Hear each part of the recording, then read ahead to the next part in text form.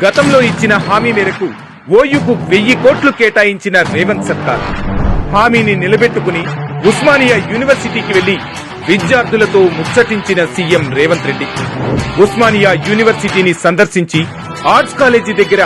సర్వం సిద్ధం సభలో మాట్లాడిన రేవంత్ రెడ్డి ప్రభుత్వం కేటాయించిన నిధులను విద్యార్థులకు అంకితమిస్తున్నట్లు బహిరంగ సభలో చెప్పిన సీఎం